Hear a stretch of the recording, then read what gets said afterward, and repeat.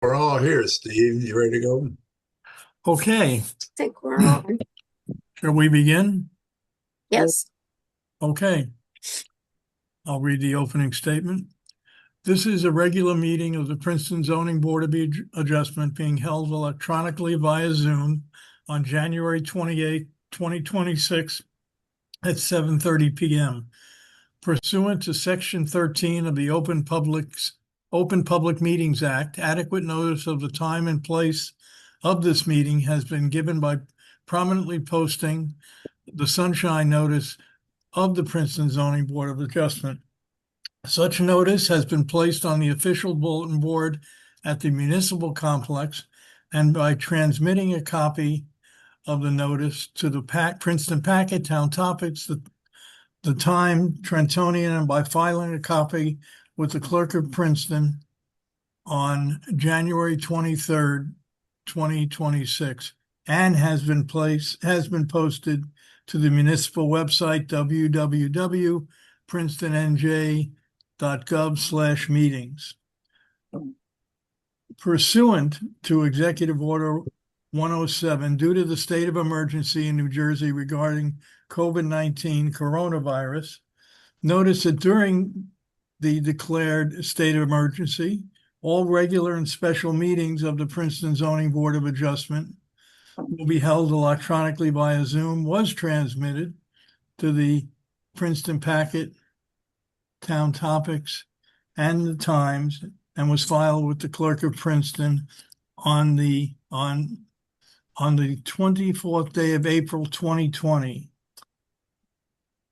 Such notices have been placed. I'm sorry, I'm reading it. Such notices have been placed on the official bulletin board at the municipal complex and on the Princeton website, and are to be maintained throughout the year, and by transmitting a copy of same to the Princeton Packet, Town Topics, the Times, Trentonian, Comcast Media, and by filing a copy thereof with the clerk of Princeton. Notices have been placed on all window doors of the municipal complex. Okay. So let us begin. Claudia, can you please call the roll? Ms. Chen, Here. Ms. Coulson, Here. Mr. Floyd, Here. Mr. Shriver, Here. Mr. Tenenbaum, Here. Mr. Stein, Here. Ms. Donna, Yes. Mr. Dockin, Here. Chairman Cohen. Here. Thank you. Okay. We have three resolutions which were in your packets. We can go through those. The first is case number Z25-698, 15 Hillside Road, Block 7207, Lot 4 in the R6T zone. If anybody has any questions, comments, or changes necessary, please come forward. If not, if someone would like to make a motion, Board please. members, I do have a correction I need to make. Several times in the resolution, there's a reference to a concrete wall, which is going to be added as part of the stormwater management plan. That have to make sure it's clear. It's a 5-inch wall. So that needs to be corrected. It appears, I think, on page 3 of the resolution, and it may appear again somewhere else. So that's the revision that I'd like to suggest. I also saw on that same page 3, the second paragraph seems to be missing something. The second sentence of the second paragraph. Second sentence. The proposed additions will change the something, probably follows there. Oh, good point. Well, I think you have to change the architectural style, take out Geopine. Oh, yeah, that would make sense. I think that, because it's a Cape Cod now and it's going to like the 2-story. Yep, that's correct. Okay, And a small correction, my name is spelled wrong. I apologize. Okay.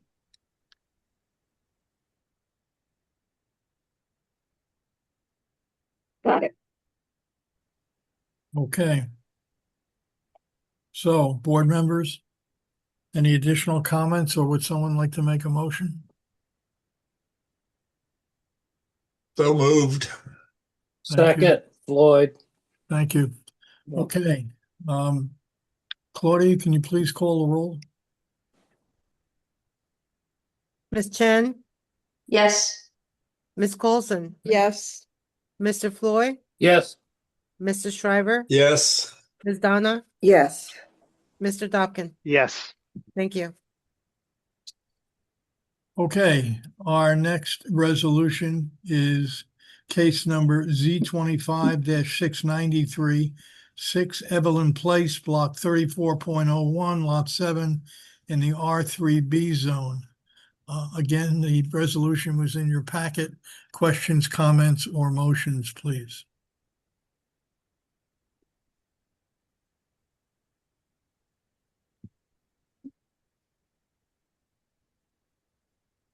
I'll move to approve it. Excuse me? Oh, I move to approve. Okay, I'll second it. Colson. thank you. Claudia, please call the roll.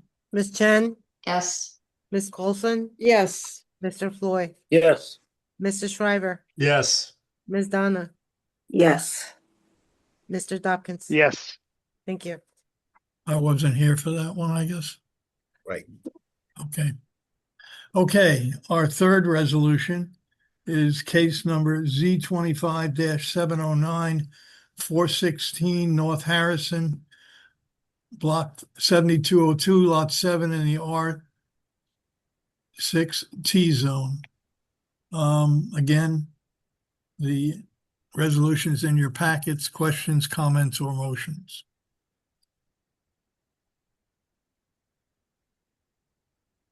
I move to approve it. Thank you. Second. Thank you. Who's second? I'm sorry, I didn't get that. Schreiber. Claudia, can you please call the roll? Ms. Chen, yes, Ms. Coulson, Yes. Mr. Floyd, Yes. Mr. Shriver, Yes. Mr. Dobkin. Yes. Thank you. Okay. All right, we have 3 hearings tonight. I understand that there's an issue with the first one, 164 Prospect. Board members, the applicant has advised that they have now retained an attorney to represent them. That attorney has asked that the matter be carried to the February 11th meeting, because unfortunately he had conflict with another matter tonight. Okay. Derek, do you think we're going to have time to hear that application with 344 Nassau Street? We'll know better in a couple days. Okay, so we really can't make a determination yet? No. Well, the problem though is that if it isn't carried to a specific date, we don't announce that tonight, then the applicant's going to need to renotice Well, we'll carry to the next. to the 11th, and then 11th, that yeah. will, okay, all right. Okay. Claudia, Ryan Kennedy raised his hand. I think it's okay now. Okay.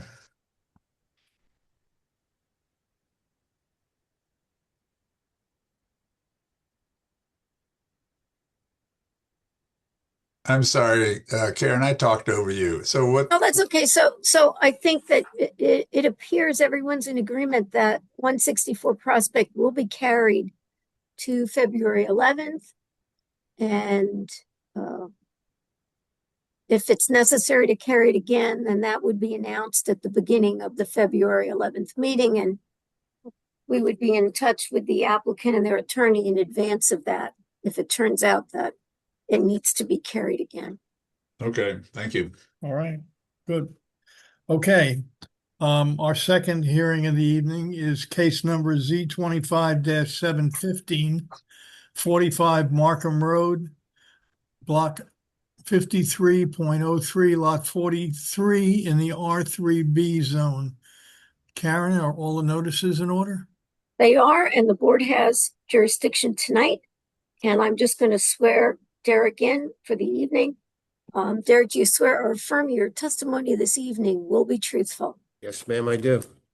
And Thank board members, I believe that we do have a court reporter here for the next application, not this one. I don't know. Ryan, do they need to be carried over? Or they can just listen in the background.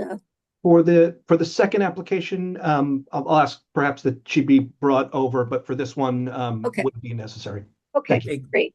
Karen, actually, Taylor's gonna introduce this case, so if you could swear her in as well. Absolutely. Thank you. Taylor, do you swear or affirm your testimony this evening will be truthful? I do. Thank you. One second, Ryan, who needs to be moved over?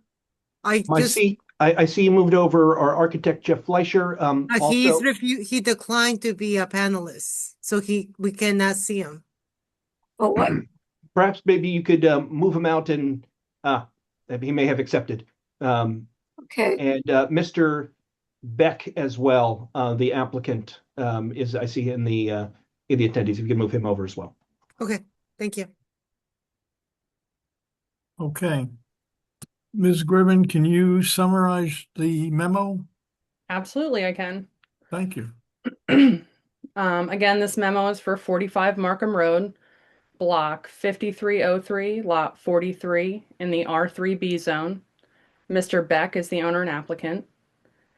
The applicant is proposing to convert the existing non-compliant front-facing garage to living space. The conversion eliminates the one required parking space. The applicant is proposing to utilize the existing driveway for the required parking space. The proposed space does not comply with the required 25-foot front yard setback. The proposal also includes the raising and reconfiguration of the attic. The attic currently encroaches into the side yard setback, and the alteration is considered an increase in the existing degree of non-compliance regarding the larger and combined side yard setbacks. The subject property, again, is in the R3B zone and is subject to the use and bulk regulations in accordance with that zone. The subject lot is not compliant with the following bulk requirements: the lot area, the lot width, the large left side yard setback, and the combined side yard setback. The subject property does not fall within a locally designated historic district. And to go into the variances, the applicant is proposing to convert the existing non-compliant built-in front-facing garage to living area consisting of a mudroom, a powder room, and a living room expansion. A side stoop providing access to the mudroom area is also proposed. A converted rear and covered porch are also proposed. Both the stoop and the porches encroach into the required side yard setback, but they are exempt pursuant to section B17A 403 L2F, which allows covered but unenclosed porches to encroach within 4 feet of the side yard setback. The R3 zone requires 1 parking space. The applicant is proposing to utilize the existing driveway for the required parking space. The section B17A 403 L4A requires front parking setbacks to be 25 feet or from the front of the house, whichever is less. The existing attic roof, which has a side-facing gable, will be removed and the height of the attic floor will be increased. A new roof with a front-facing gable and 3 dormers is proposed. The extension of the attic area will serve as the primary bedroom and bath suite. The southern elevation of the attic encroaches within the required larger side yard setback. The increase in the height within that setback is considered an increase in the existing degree of noncompliance. If any of the board members have any questions, I'd be happy to answer them. I'm gonna confess that I didn't really understand the end of the sentence, which stated requires front parking setbacks to be 25 feet or the front of the house. That last part was puzzling to me. So the parking setback is 25 feet from the front property line. Or the setback of the house, whichever is less. That was a typo that I missed on this one, so. Oh. So. Okay, So it's, I think I understand that now. yeah.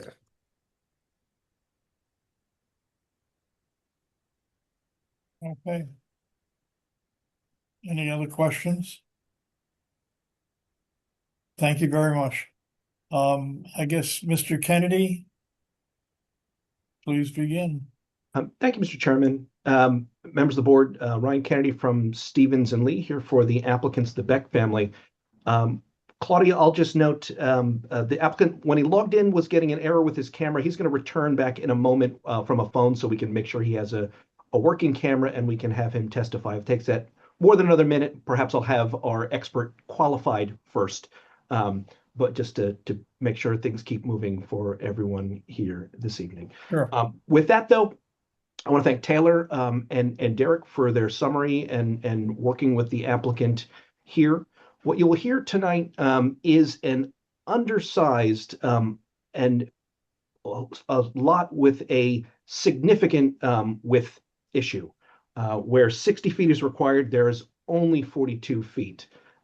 You'll see that prior to the, I guess they're not so recent anymore, neighborhood character revisions to Princeton zoning code, a home was allowed to be built on this narrow lot with a front protruding garage. As I'm sure you hear quite a bit, and we're involved in that process, the newer, not so new anymore, code really put a lot of thought into how garages work, and where as a front-facing garage needs to be set back now 16 feet from the front facade, this one actually protrudes in front of the front facade. What the applicant is proposing is a redesign and expansion, modest expansion of their home to allow this existing protruding front-facing garage to be removed and replaced with living space designed to look like the rest of their front porch, and to add a front porch that the neighborhood really kind of expects in an inviting, less car-centric way. Because the lot is so narrow, you will see that there is no other place to park other than the front driveway. So our proposal is to allow that front yard parking. We'll talk through both the detriments to the other parking potentials. You know, for example, a driveway on the back, while it both doesn't work and would remove a lot of greenery, it's just not wide enough to allow for that other parking. And I know this board has dealt with front yard parking in the past, looked at cases where it was possible, for example, to do it, but that will show that that's both not the case here, and the change from the existing front protruding garage to a design that eliminates that, gets rid of that conformity, is, we hope you find, much beneficial visually and for the neighborhood. We'll also talk a little bit about that there is some examples of this type of parking arrangement on other lots in the neighborhood. It would not be out of character, despite it being limited really to this lot as our request, this unique narrow lot. And then you also heard there are technically two other variances. The existing home has existing side yard setback conditions. By adjusting the sidewalls up slightly, that technically does require us to get those variances, but that really is the existing condition, and again, a result of this quite narrow lot. I'm looking in the audience, and I do see the applicant on twice. I'll ask if you could push the raised hand button. Perhaps we can identify which one is the one with the working camera phone, and we can have him moved over. Hopefully we got the right one, and indeed we did. Thank you. You know, is not to say I was prolonging my introduction to make sure his camera worked, but turns out the timing worked just right. So if possible, We'll have two witnesses this evening, Ms. Casey, if we want to, they're both on, both Mr. Beck and Mr. Fleischer, if we want to perhaps have them both sworn in if you'd like. They're Well, if available. they, could you unmute yourself, Mr. Beck? Great. Yes, done. Do you both swear or affirm your testimony this evening will be truthful? I do. Thank you. Thank you so much.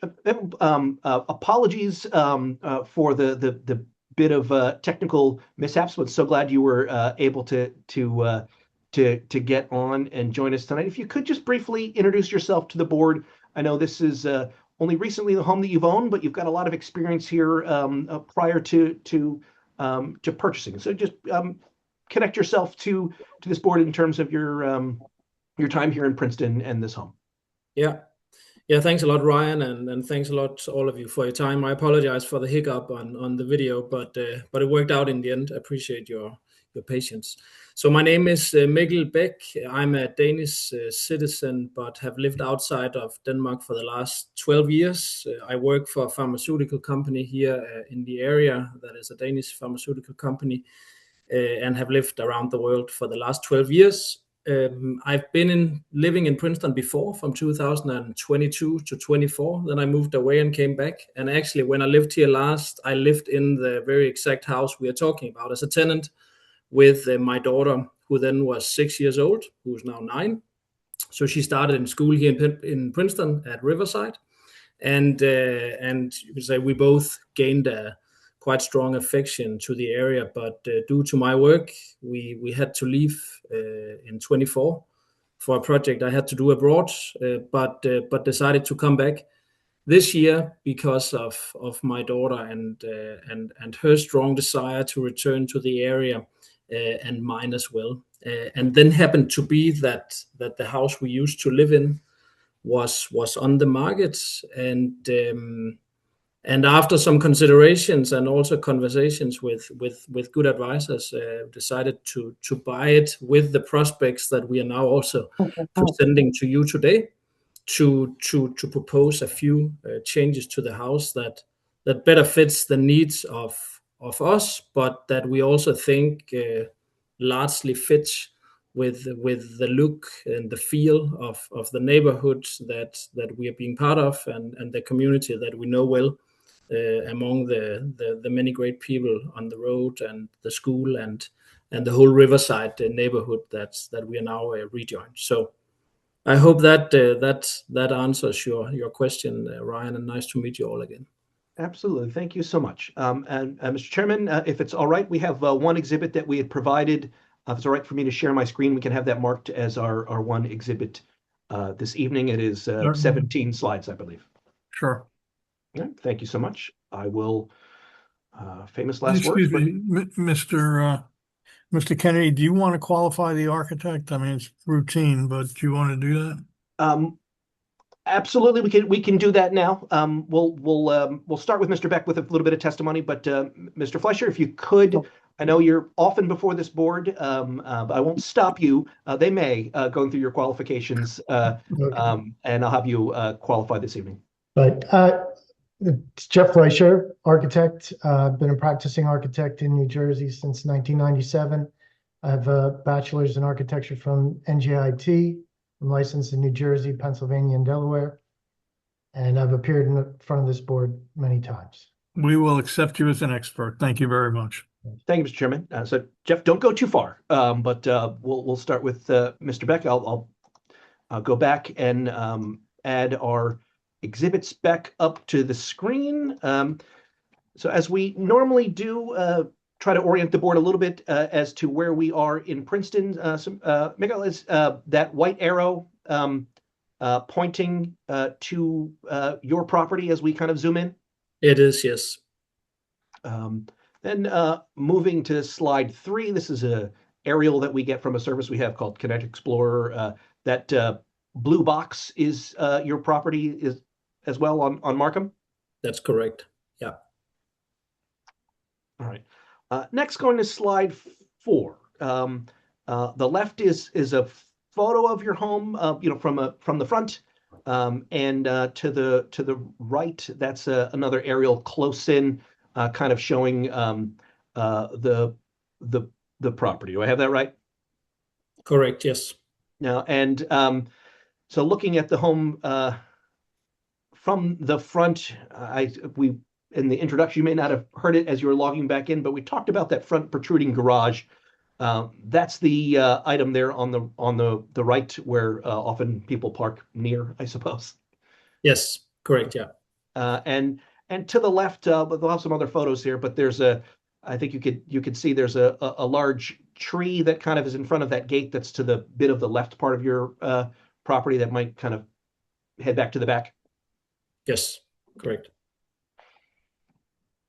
So moving to slide 5, I believe these are a couple of examples you helped us find of, I'll just call it front yard parking in the neighborhood. Those properties to the left, those are a kind of duplex that's right across the street from you. Is that right?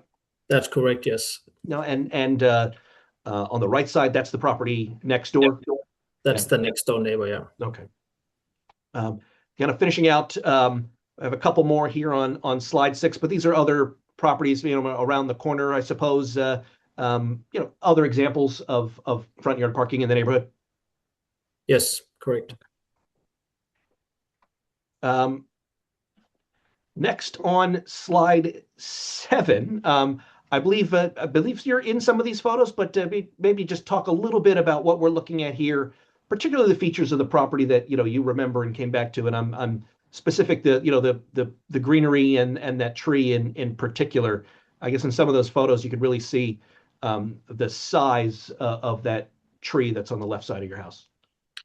Yes, so these are some picture of me and my daughter on her first day of school to the top left, and then you have my brother and his extended family, I would say, in the middle, who came and visited from Europe. And these are then taken summer days where you see some of the greenery, and especially in the front, say that big tree that I think is an important part of the feel of the house, and that we of course like to sustain.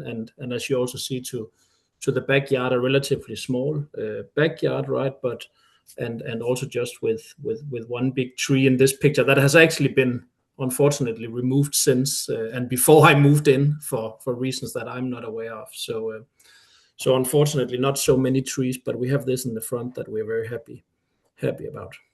And before we get to your architect and the plans, maybe just take a minute, just talk about the needs of your family. This is a pretty modest home as it is, but your plans to renovate and particularly kind of reclaim and reuse that front part of your property with a porch and the kind of awkward garage space that sticks out in front. Yeah. So if we start with the porch, so that's something that we asked quite early on when we looked at the house, if it would be feasible, both you can say to better match the way we think houses look and should look in the neighborhood, and many houses have that little porch. And then on the garage side, it is a small one-car garage today, right? So you can say effectively there is always 1 or 2 cars parked in the front, but the living room today is very small, very narrow, and difficultly fits the needs of our family. My wife, for health reasons, is currently based in another country and travels to and from the country. So most of the time I'm alone with my daughter, and the way the house is set up now means that it's difficult to interact because it's sort of small boxes downstairs, and the garage add to that, you can say, closed downstairs feel. And the idea that we have is really to try to open up the downstairs area, including the garage, to a large space that includes an open kitchen environment to living room, where you can have a more and better interaction between family members and friends, and then also have a mud room in the entrance, because today you don't have any entrance. You go straight into the already small living room, right? So that's really the idea of it, and to ensure that we have a better interaction and better space for living together and being together as a family. So that's the comments to the downstairs, at least, Jeff. Thank you so much. Before I move to our architect, Mr. Chairman, I'll certainly pause if there's any questions for the applicant. I know he's not going anywhere if there's if they come up later as well. But Board members, any questions of Mr. Beck? I have one. Sure. Do you ever park in the garage now? No, only if I'm away. Yeah, okay. You don't use it as a normal parking? No. So normally I park outside on the front. Thank you. I have one question, Mr. Beck. How many cars does your family own? We currently have one and then are purchasing another one. Okay, and where would you park the second car? So as you see in the photo here, there's space to park two cars next to each other in the front, in the already existing driveway. Well, I noticed in one of the pictures that the minivan was close to the side yard property line, and there was a row of hedges in there. In your site plan, it looked like there were additional hedges. I don't know, the big hedge is your neighbor's, I assume? Or is that yours? Yeah, I think actually, to be honest, I'm not completely sure of that, as I believe it is our hedge, as I recall the drawings, but maybe Ryan or Jeff can recall that. When, Mr. Chairman, a good question. I can either skip to that now with Jeff, and we can pull up the site plan if you'd like, or we can. Okay, get it well, when we can hear Mr. Fleischer and we'll discuss it then. Yeah. Thank you, Mr. Beck. In the one drawing you've given us, it is on your property. The hedge is on your property. Yes, I'll just note. Well, we'll get to it with testimony, but yeah, they're on the property, and they're not new. They're existing, and we've got a couple other photos of them. Okay, Quite significant. fine. Continue. All right. Thank you so much. Jeff, moving to slide 8. Look, I know you were already introduced and accepted as an expert, but maybe just briefly, the board heard from the applicant what the charge was here, but maybe you could take the board through what you were asked to do and your approach to this property. And I'll just note slide 8, I believe, has the current elevation to the left with the non-conforming front-facing garage, and the proposal on the right, which has that large front porch and I guess I'll call it filled-in front porch look where the garage used to be. Right. Well, the client, as part of his program, wanted an open floor plan as much as possible on the first floor. The existing family room was only about 10 feet wide. So the only way, without adding footprint to the house, was to make that wider, was to take the garage over for a mud room and additional space for the family room. And obviously, you could not have gone wider here with an addition without also violating the existing side yard setbacks, right? That's right. Yeah. And then the existing attic, the roof slope was too low to provide for living space on the attic level, so that's why we removed the roof and reorientated the pitch of the roof to the front. Provided dormers to provide space for the primary suite in the attic level. So I guess moving with slide 9, these are the existing elevations. I think in the top right, if I have it correctly, that's that existing front bump out for the garage. For the garage that we're looking to replace and remove. And then slide 10, this has the proposed elevations. And one thing that was a bit of a, I'll say not a back and forth, not the right word, but it just kind of confusion on the notes. Almost, I don't want to say too well hidden, but ultimately that what you've created on the top left with that traditional looking front porch that encompasses both the front porch and what I guess is designed to look like a enclosed front porch, essentially on the right side. Right. The area, the porch on the right-hand side is actually where the garage protrusion was. So the new porch roof covers that, as well as the new porch, open porch to the left. Yeah, well, it's kind of hidden as a design element to kind of reclaim that garage that way.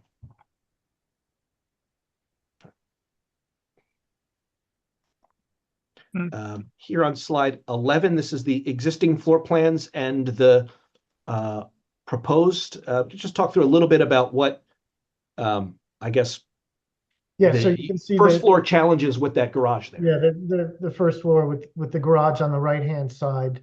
The garage was actually wider than the existing living room. But it was only about a 12-foot wide garage, which is really not adequate to park in and get out of your car. So we combined the living room and the garage into one room. As you can see in the proposed first floor plan. And then opened up the floor plan as much as we could. So you'd have circulation around the house through the kitchen and dining room. And then provided a small rear porch to the backyard. And we are talking about the existing side yard setbacks. Let me just go back a page or two slides perhaps on the existing and proposed. I believe while the overall house is slightly taller, it does seem that you were able to kind of hide that attic in a pretty traditional looking front gable design rather than that kind of low slung existing. Yeah, and it's reminiscent of the houses in the neighborhood with finished attics with dormers and gables. That's slide 8. Now we'll go back a couple of slides. So here, and I think, Mr. Chairman, this may be where you were looking or thinking before. So this is the slide 12 on the left is kind of the site plan, so to speak, that shows those existing hedgerows both on the right that shield the one neighboring property and the front actually does a nice job of screening the property, as well as that tree. We'll go this a little bit more detail, but I guess the blue, there's a non-conforming side yard there, and on the right, both which we believe are not adequate for driveways on such a narrow lot and would require removal of a lot of these green features. We did on slide 13 kind of pencil in what, even though we don't believe you can actually fit back there, what it would mean to pave all that area. Again, we don't believe cars would really fit or that it would be used, but that's what would kind of turn the yard into as well. And this also, even though, again, we don't think it's the width that would fit, would also require a setback variance for a driveway that's supposed to be 3 feet from the yard. Mm-hmm. To even attempt to make it work, you'd have to go right up to the edge and need a variance for that as well. Similarly, just the notes from the code here, you're supposed to be 3 feet. And so, with the minimum distance for a size for a driveway, really, Jeff, in your mind, would it work? Could you even open a door or get a car back there? No, you really couldn't. No. We also just looked at, if, again, assuming it would physically work, which we don't believe it would, here's the things that we'd kind of lose there. That tree would have to be removed, that hedge would be removed. There's a couple of other, I'll just say, problems on this side between a telephone pole that's probably in the way and a water shutoff that would all have to be moved as well. So going to slide 16 here, we've kind of marked up those pieces that with either, if it were somehow, again, we don't believe there's room on the right side at all, what would be removed to do that? And similarly, what would be removed to try to squeeze something on the left if there was enough room? And both of which things that the applicant very much desires not to do, and we think would be a negative to do so. In summary, let me just ask if there's any other questions for our architect. I'm happy to very briefly summarize. I have one. What's the dimension between the hedgerow and the new front walkway and steps?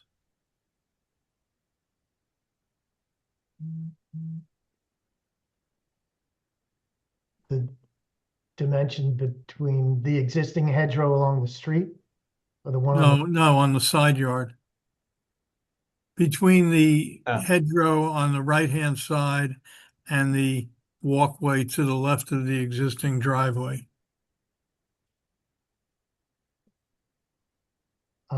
it's about 27 feet, How much is it?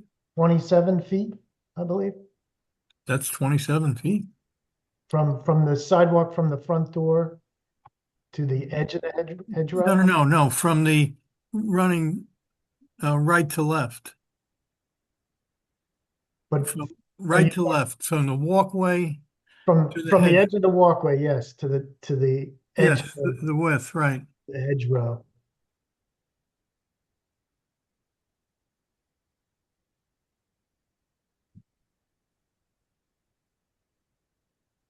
Yeah, I think it's about. Well, Jeff, the whole lot is I'm sorry, 42. It's about 20 feet. I'm There sorry. you go. Yep. It's about 20 feet. So it's big enough for two cars? Yes. Okay. All right, thank you.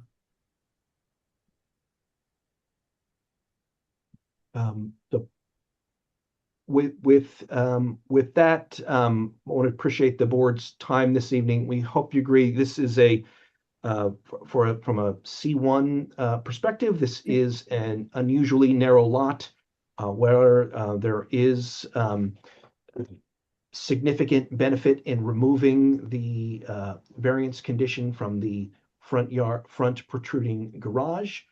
We hope you agree that there's no real alternative location for the parking on the site.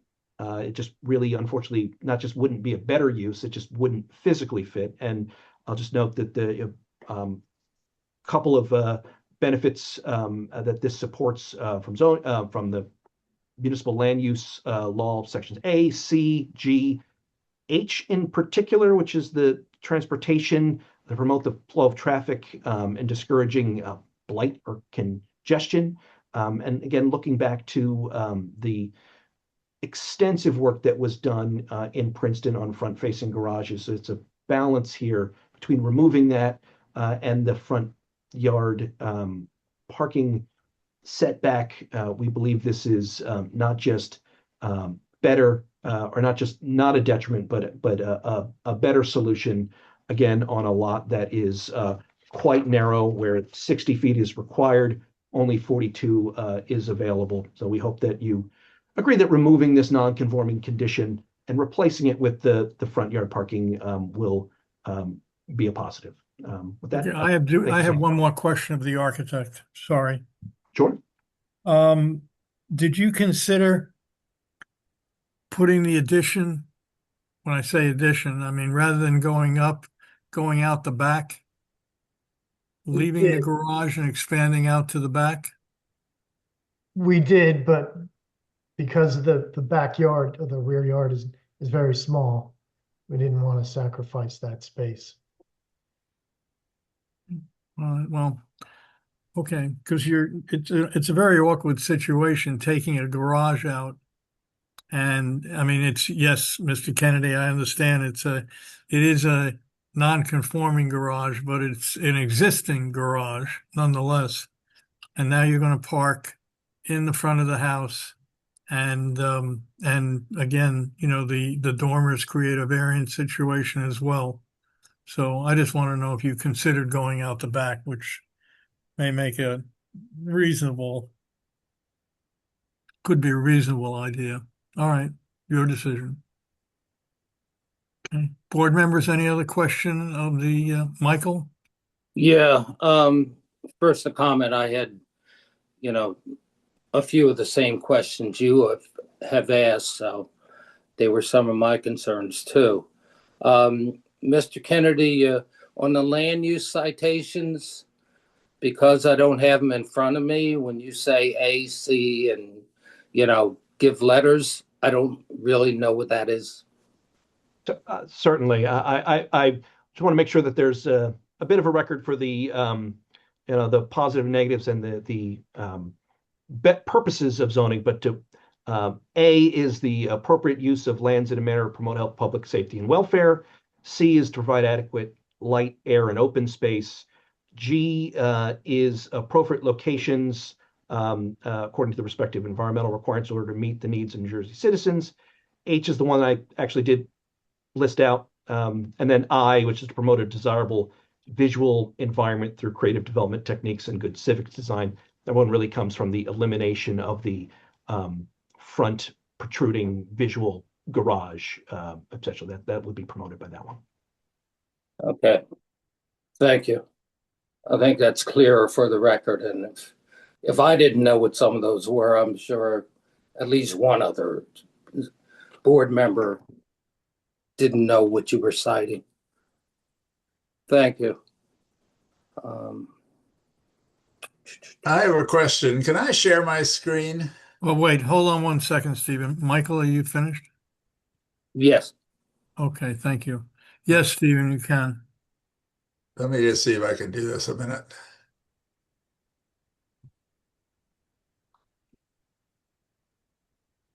Can you see that picture? Yeah, yeah, we yes. can. Yeah. I'm just curious with the change in the roof line, how it would compare to the houses on the left and the right.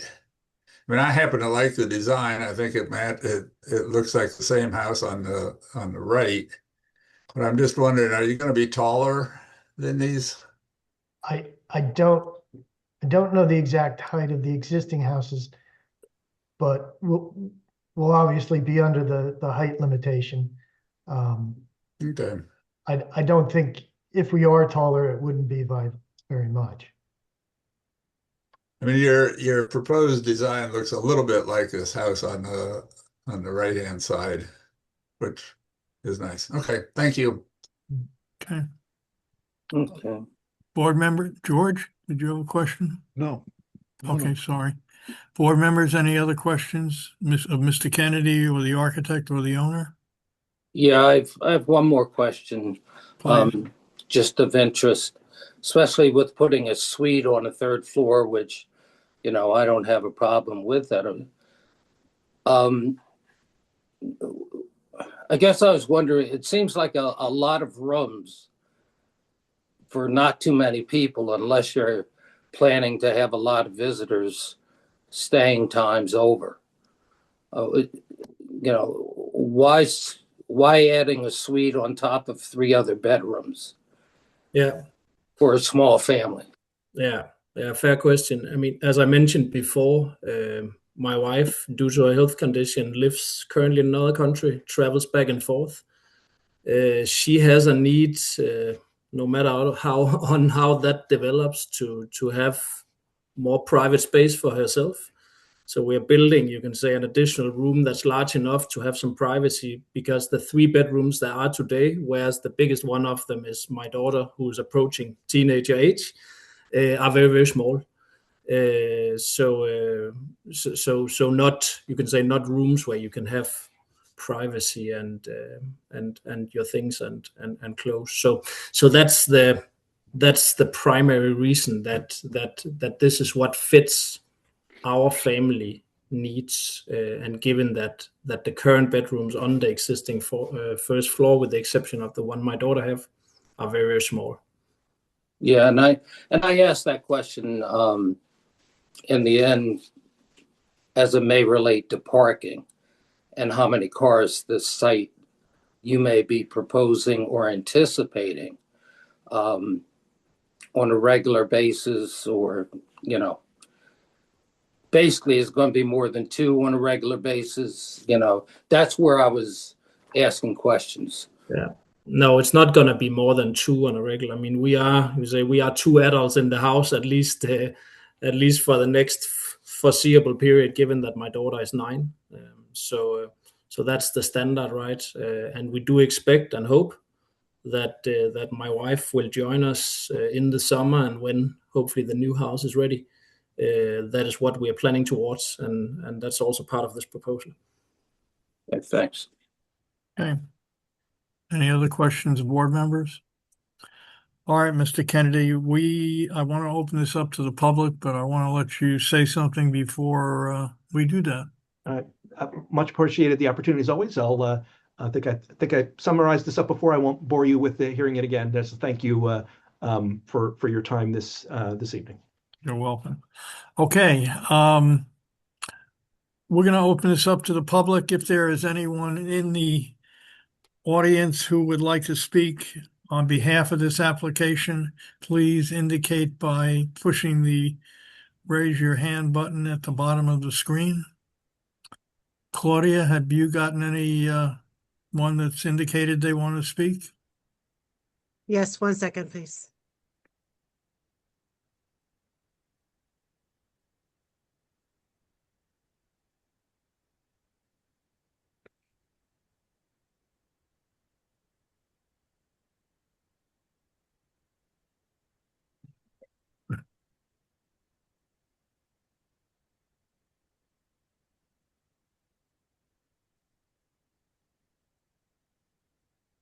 Hello?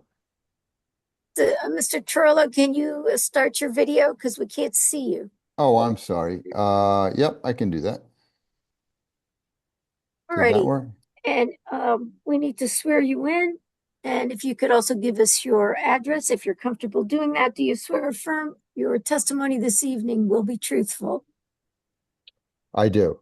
And my And- my address is 49 Markham Road, exactly next door to the applicant's property. Thank you.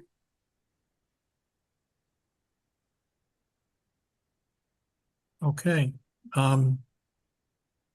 So, shall I? please. Yeah, thank you.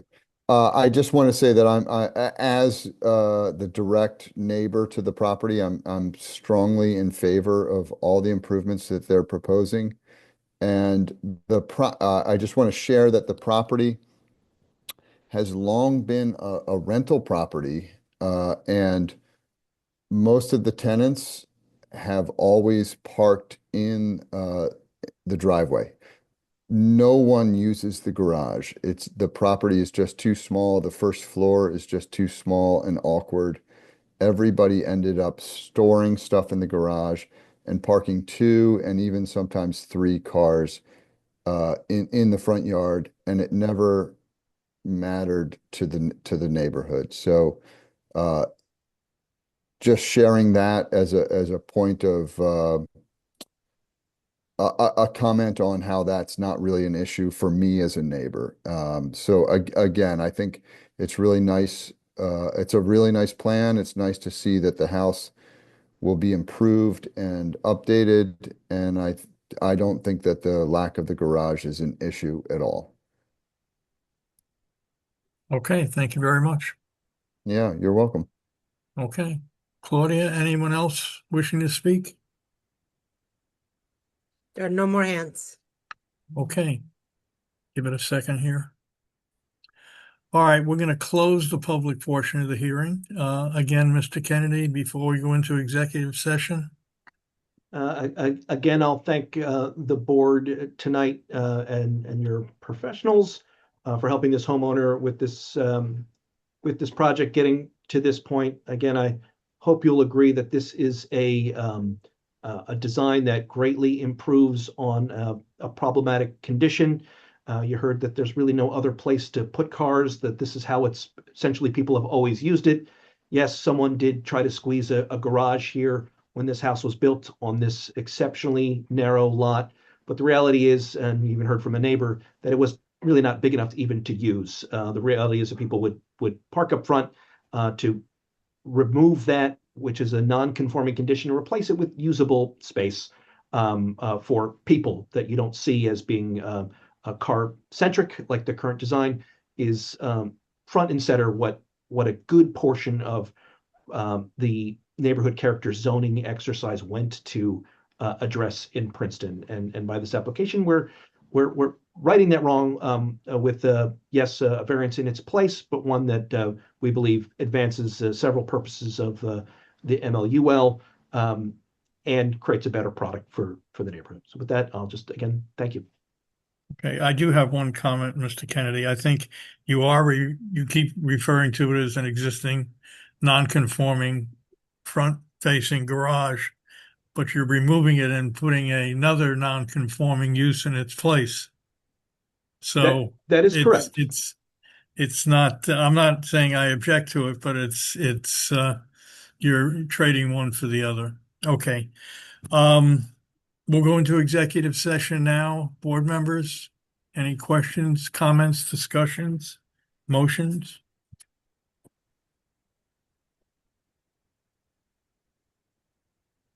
I guess I'll say something. I regularly have some concerns about legitimizing parking in the front in the setback. And I realize with this neighborhood, from the immediate part of it, there's a lot of cars parked in the front yard. I have no idea how many of them are legally parked and how many are illegally parked, but that's something we all understand, and it's nothing that can be policed. I do believe this lot is a narrow lot, and I don't see too many alternatives other than the garage or taking the garage use away and parking further in the front yard. I'd like to see if this ends up to being a two-car family on a regular basis, that they park in tandem. I don't think that's anything we can control, rather than parking stacked and only a few feet away from the sidewalk and pedestrians. But if they can fit two cars, and it's already paved for two cars. It might be it might be too tight for one car behind the other. Yeah, so I don't know if we can stipulate that, Karen, or not.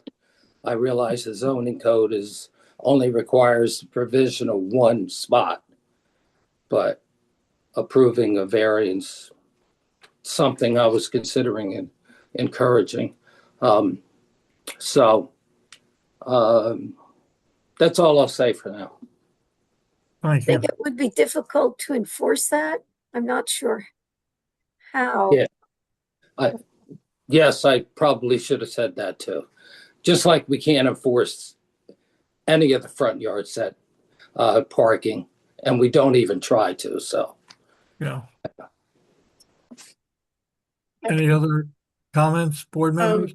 I agree with you, Michael. I like the way you put it, that I similarly don't, even if there's something of an ordinance or that I might not agree with, I still feel like I don't feel great about legitimizing something that is in conflict with what is on the books. But I think in reality, it makes so much sense.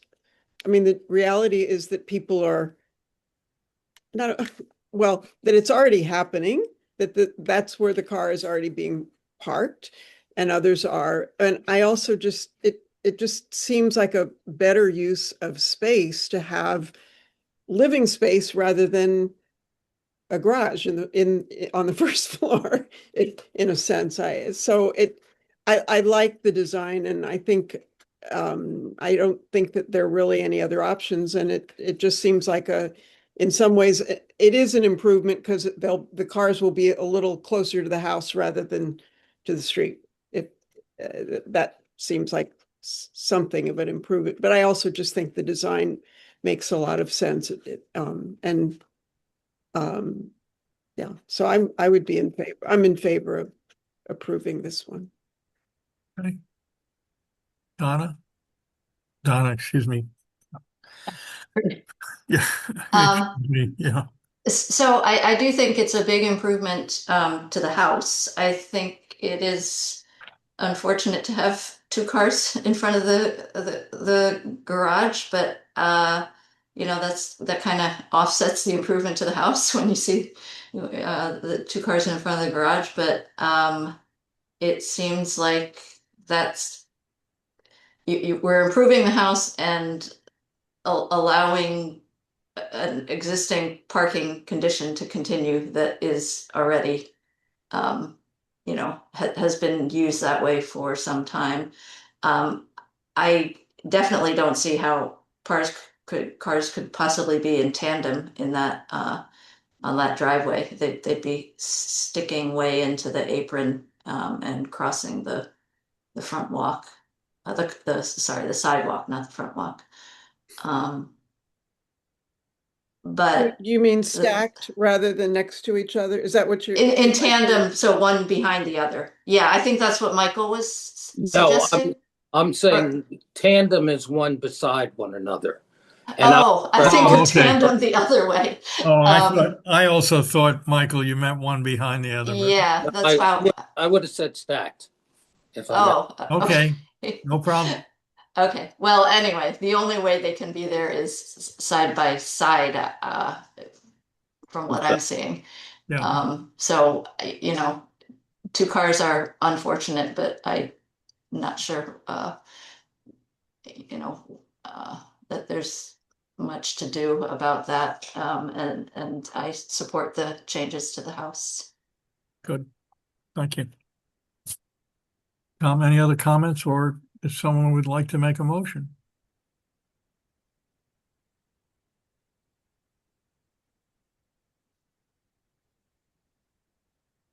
I move we approve. A second. Okay, any questions on the motion? Any conditions? Michael, do you want to put the side-by-side parking as a condition? Yes. I think it's a good idea. Yeah. Okay. Okay, Claudia, can you please call the roll? Who seconded that? I did, Harlan.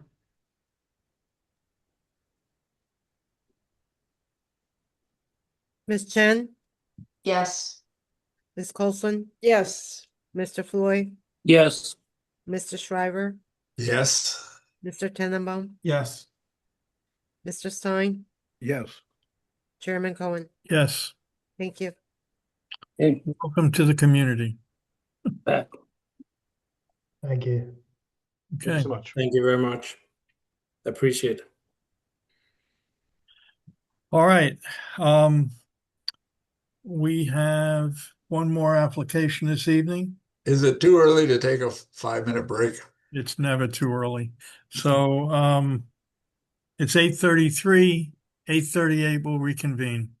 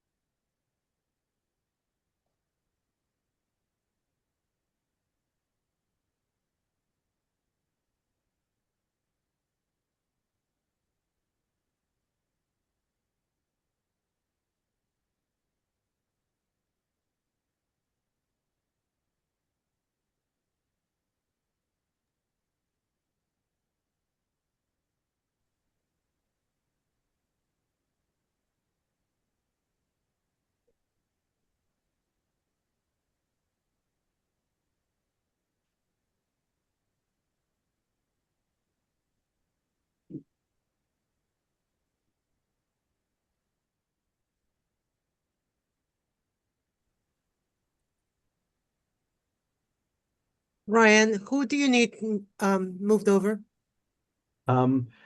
If we could, sorry, I already moved the court report over. Thank you so much. Rishi Dar is our architect and Steve Leiden is our planner. If you move those two over as well. Okay, it's 8:38. I think we're all back. Let's continue. Okay, Karen, are we all right? Yes, the noticing is in order. The board has jurisdiction tonight. Okay, so our next case is Z25-667-10 Humbert Place, block 25.02, lot 77 in the R4B2 zone. Okay, the notices are in order. Ms. Gribben, can you summarize the case for us, please? Now we're handing off on this one, so I'm gonna Okay, take this one. Thank you, Steve.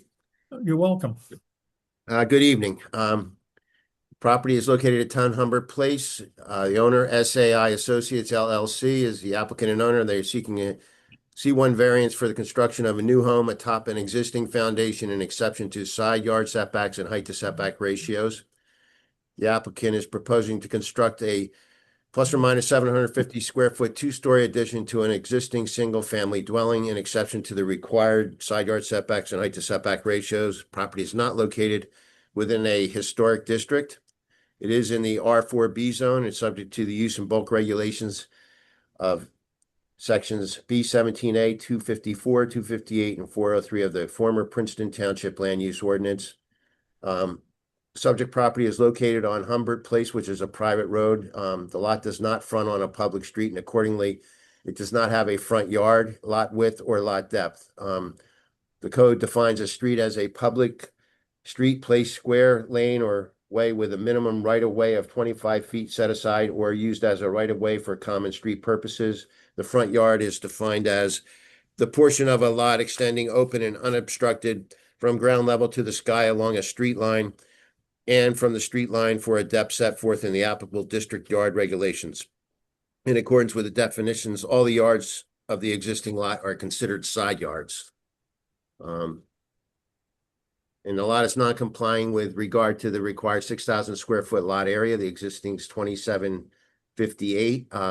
The side setback on the northern elevation requirement is 12. The existing is 0.5 feet to the porch. A side setback south elevation requirement is 8 feet. The existing is 0.1 feet. Side setback west elevation is 8 feet. The existing is 0.9 feet. And the height to setback north elevation requirement is 3 to 1. Existing is 26 to 3.8 or 6.84 to 1. Height to setback on the south elevation, again, 3 to 1. Existing is 26 to 0.15.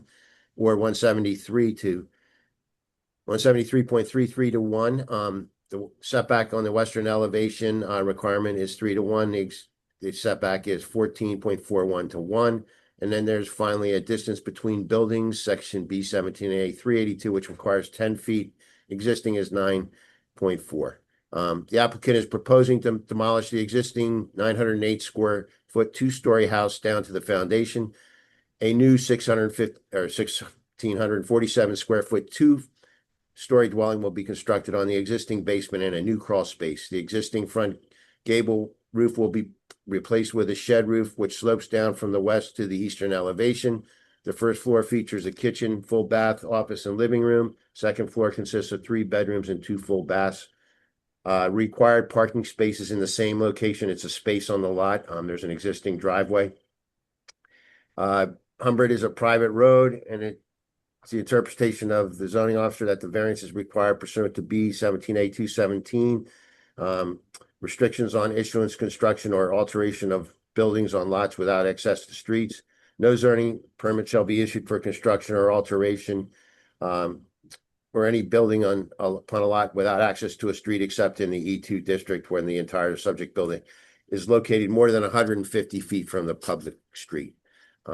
A street is defined as any public street, place, square, lane, or a minimum right-of-way with 25 feet. It's used as a right-of-way for common purposes. The 16-foot wide Humbert Place does not meet the definition of a street, and a variance from this section is required. The applicant should demonstrate that the the street is adequate to allow fire and emergency services. Okay, the following variances are required for this project. And I've kind of split down. You'll notice there's an existing one-story porch. And then there's the higher two-story addition. So since everything's being scraped to the ground, everything requires a variance. So we'll start with the side setback. The north elevation to the porch requirement is 12 feet. The proposed is 0.5 feet. North elevation to the two-story, again, setback is 12. The proposed is 2.3 feet to the overhang. Side setback, south elevation, the one-story requirement's 8 feet. The proposed is 0.1 feet. And that's the one-story. The south elevation two-story required setback is 8. The proposed is 0.5 feet. And the south side setback west elevation, the single-story requirement is 8 feet. Proposed is 0.9 feet. And the side setback on the western elevation, the two-story portion, the requirement is 8. The proposed is 3.3 feet to the overhang. And the height to setback for the north elevation requirement is 3 to 1. Proposed is 7.9 to 1. Setback, height to setback for the southern elevation, the one-story proposal is 130 to 1. The south elevation two-story proposal requirements 3.1. The proposed will be 60 to 1, excuse me. And the required elevation for the west elevation one-story, again, 3 to 1, and the proposed will be 14.44 to 1. And the height to setback, west elevation, two-story requirement, 3 to 1. Proposed will be 6.25 to 1. And the distance between buildings, again, 10 feet, and the proposed is 9.4 feet. The application requesting relief under the C1 hardship variance criteria. And the applicant, I mean, it's come to our attention in the past couple of days that there's issues with access to the site, so we fully expect that to be discussed in length tonight. And there's an easement, and that easement is somewhat in question, as I'm sure you'll hear about as the case goes on. But that's a synopsis of my memo. If you have any questions, I'll be glad to address them. Board members, any questions of Mr. Bridger? Okay, let's continue. Thank you, Mr. Chairman. Derek and Taylor, once again, thank you so much for your work on this. Ryan Kennedy from Stevens and Lee for the applicants. Just a brief introduction before we start with our architect and planner here tonight. Ultimately, we are talking about renovations to a modest home built on a very interesting lot on Humbert Place. The lot is undersized. Essentially everything about the existing building from a setback perspective is non-conforming. A lot of that is exacerbated by the unique situation where it does not actually front on a street, but instead fronts on a private right-of-way, essentially an easement allowing access for this property and the duplex next door to Humbert Street. As Mr. Bridger said, there actually is a dispute about that access. From this board's perspective, though, our suggestion is that it's essentially the same problem either way. Either there's an access issue for an existing home with no way to get to it, or essentially an access issue for a modified home. And we hope you'll agree that the modifications make sense and the variances, which again are all functions of the unique undersized lot, makes sense to allow this investment in a modest property to bring it up to speed, to improve it for its use. In this case, it happens to be a Princeton couple who's bought it. They have hopes in perhaps future years to when they can fit into it, maybe they would move there, but ultimately it would be a rental until that occurs, but one that's been improved for the benefit of the neighborhood. And you'll hear tonight that it is, while physically expanding some, the number of bedrooms, the number of units, nothing from a measurable perspective in terms of density is changing. What's 3 bedrooms now will be 3 more usable bedrooms. And what's the first floor footprint that's quite tiny would be, as you'll see from our architect, improved so that it could be more usable for a family at this site. Many of the variances are a function of a positive element of the design. There is a duplex essentially next door that we will show you. The proposed design has a roof that essentially sheds water away from that rather than the current front gabled roof that was by design and intention. It does require, because it is in the same location of the current roof, home, and walls, which are all variance conditions, to go up slightly higher with the sloping design that would channel water kind of away from the neighbor and into the rest of the applicant's property. We feel is a benefit. We'll go through that. So tonight we've got two witnesses. Perhaps we'll have them both sworn in now. Our architect and planner. So if we could, Ms. Casey, I believe they're both on at the moment. Sure. Ms. Dar and Mr. Lydon, do you swear or affirm your testimony this evening will be truthful? Yes, I do. I do as well. Steve Lydon. Thank you. Before we show up our exhibits, Ms. Dar, if you could introduce yourself to the board and give the board the benefit of your credentials. So I'd be accepted as an expert here tonight. Sure. Good evening, members of the zoning board. My name is Ruchi Dhar. I'm a licensed architect representing my client tonight. I hold a bachelor's degree in architecture. I'm also LEED certified and also NCARB certified. I hold license in 3 states, which is New York, New Jersey, and Maryland. My licenses are active and in good standing, and I've testified before many zoning and planning board in New Jersey. My professional address is 81 Falcon Road, Livingston, New Jersey. We'll accept you as an expert. Thank you so much. Mr. Chair, if we could again, we've got, I believe, 18 slides that we provided in advance. If it's okay to share my screen and we can have that marked as our one exhibit this evening. Okay. Thank you so much. Members of the board, as we often do, we start with the property and the zoning map. Ms. Dar, the arrow seems to have disappeared here. Usually I put an arrow here. Oddly, that's removed from my screen, but you can say this is in the R4 That's former correct. borough zoning district. All right, thank you so much. Yes. Oh, one of my assistants was fancy with the transitions. I usually don't employ such visual techniques, but so that arrow that appeared as if from nowhere, that shows the property that we're talking about. Yep, that's correct.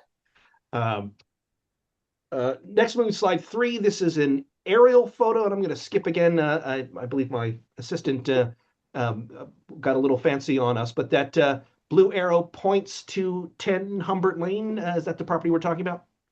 Yes, that's correct. All right, and again, moving now to slide 4. Again, zooming in a little bit further, and then with the arrow, that's the property where we're talking about expanding and renovating. Yes. And maybe just since we have this on here with the tax map overlaid, this in front, that's what we've been calling Humbert Place, that private easement and right-of-way that is either allows access or perhaps if it were to be invalidated, does not. That's what this is here. That's correct. And then just moving, from this house towards Humbert Street, 6 and 8 Humbert, that is a duplex next door that similarly uses that private easement. Yes, that's right. They use the private lane. And then behind the property, I think we'll have another photo that shows that, but that is essentially the multifamily building next door that fronts to Humbert. That's their parking area. Is that correct? Yes. And your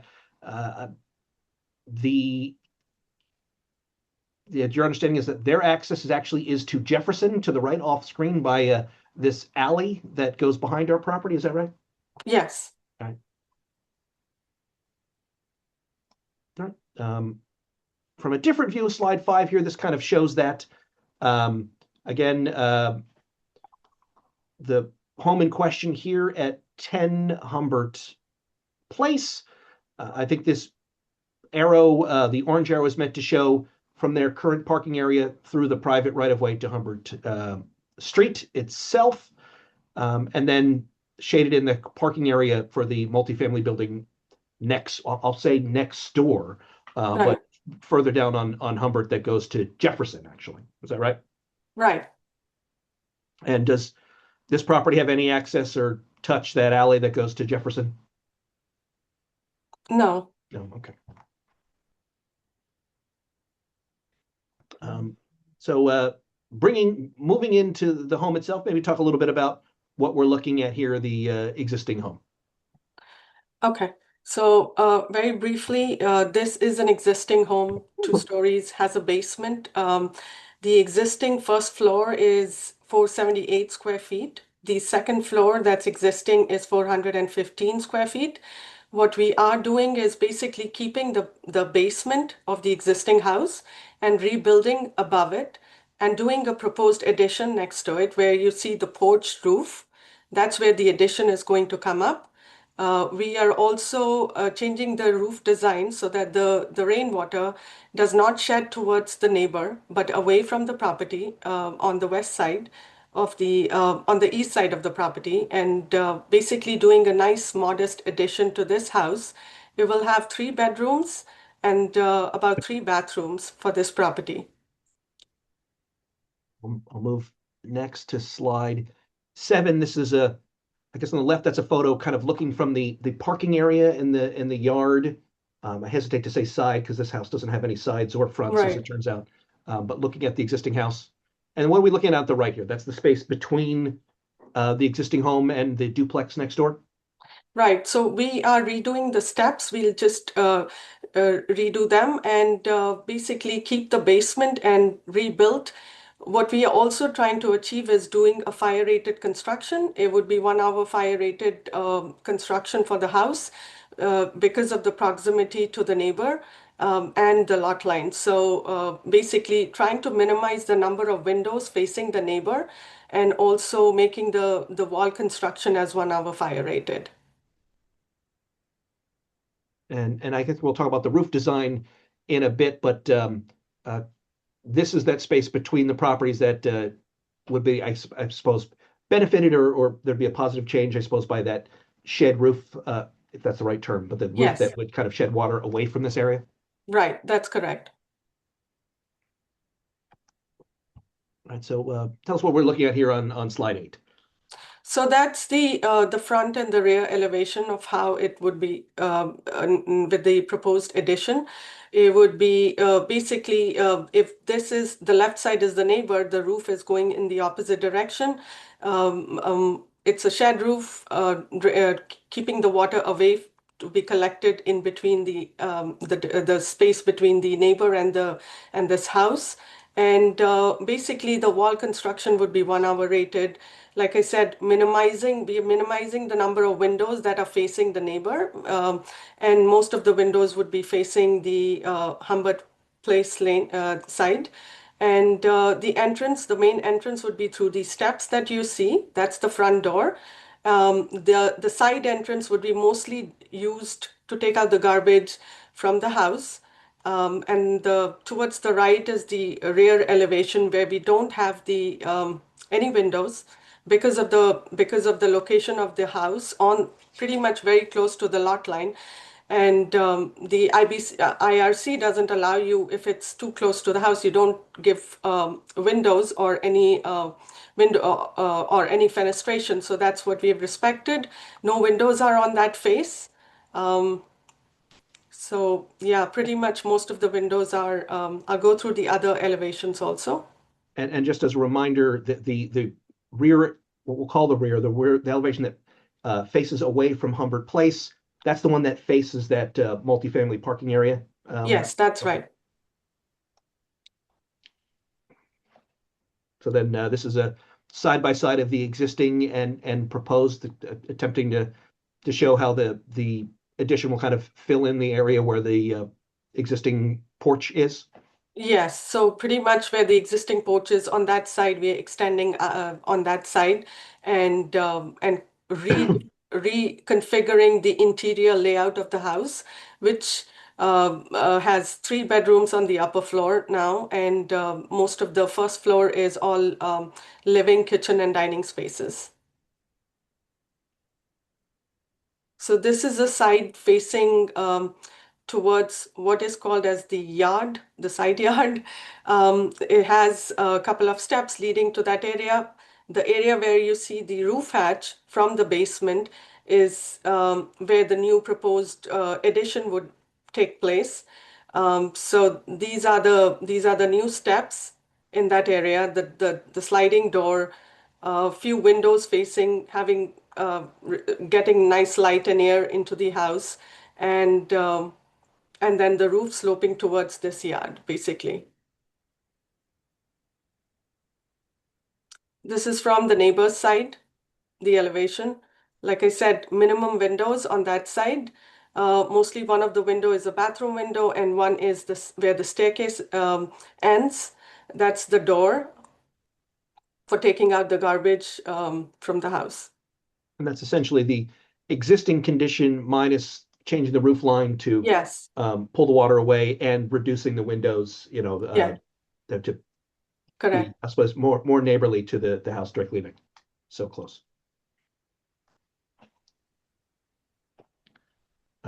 This next, I guess, this is a rendering of the properties. Show the materials that are proposed. Yeah, so most of the materials are vinyl siding, board and bat, asphalt shingles, and double glazed windows. We're just trying to improve the how the house looks. Aesthetically, it's going to look better. With the roof line, it's going to cater to the storm, the rainwater away from the neighbor. And material wise and look wise, and even the plan, the layout wise, it would make sense to now use it as a good space for more light and air. Circulation wise, it makes sense to have nice 3 bedrooms fitted on the second floor with bathrooms that are adequately sized. Excellent. That's on the side elevation facing the side yard. And I suppose your rendering software does add some trees where there's probably a roadway yes. To the left. But this would be the door that, from the parking area where someone would enter the property, likely with their groceries or use the backyard. Correct. Or side yard. I don't know if there's a back here. So next, as we think about the variances here, this kind of site plan tells a lot of the story of the variances. So maybe we could just talk a bit. So in gray, that's the existing home, and then in hatched is the proposed addition. That's right. So while variances are required for even the new two-story part, it does step back a bit from the lot line ahead of, I suppose, the existing building. Is that correct? That's right. And with a 12-foot setback or 8-foot setback, there really is not a lot of place to put anything on this property that would not have removed the ability to have a parking spot or a yard or really any usable side yard space. Yeah, that's right.